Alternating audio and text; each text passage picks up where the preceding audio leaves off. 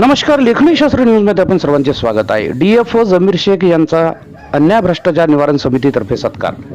DFO जमीर शेख यांनी पदभार घेताच भ्रष्टाचार निवारण समिती संस्थापक अध्यक्ष सन्माननीय याकूब पठाण साहेब आणि शेख सईद शेख कदीर व पदाधिकाऱ्यांनी केला सत्कार।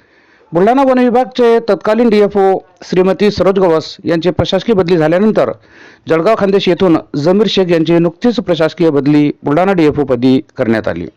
आपल्या पदाचा पदभार स्वीकारला असता दिनांक 24 एप्रिल रोजी कार्यालयात अन्याय भ्रष्टाचार निर्मूलन समितीचे संस्थापक अध्यक्ष माननीय याकूब पठाण साहेब तसेच राष्ट्रीय अल्पसंख्याक पिछडा वर्ग संघटनेचे महाराष्ट्र प्रदेश अध्यक्ष शेख सईद शेख कदीर व लियाकत खान सफदर खान आणि इतर पदाधिकाऱ्यांनी उपवन संरक्षक अधिकारी बुलढाणा यांच्यासोबत चर्चा करण्यात आली।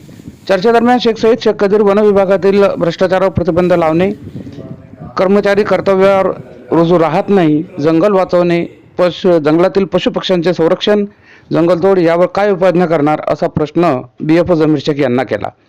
जमीर शेख यांनी आपल्या मागील कामाचे वृत्तांत सांगितले आणि कामचुकार करणाऱ्यांवर योग्य अशी कडक कारवाई करण्यात येईल व तसेच त्यांना निलंबित सुद्धा करण्यात येईल अशी माहिती त्यात देण्यात आली।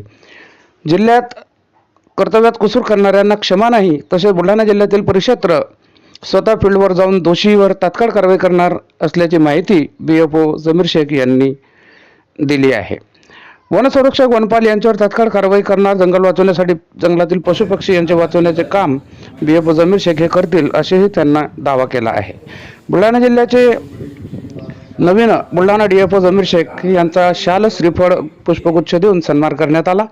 यावेळी भ्रष्टाचार निर्मूलन समितीचे अध्यक्ष तसे दोस्तीच्या दुनियेतील राजा माणूस, गोरगरिबांच्या मदतीस वेळ प्रसंगी धावून येणारा असा दबंग समाजवादी नेता याकूब पठाण आणि निसर्गप्रेमी राष्ट्रीय अल्पसंख्याक पिछडा वर्ग संघटनेचे महाराष्ट्र प्रदेशाध्यक्ष शेख सईद शेख कदीर तसेच पत्रकार लियाकत खान, सय्यद युसुफ, असलम शाह, राजेंद्र ससाने, शेख असलम यांची प्रामुख्याने उपस्थिती होती।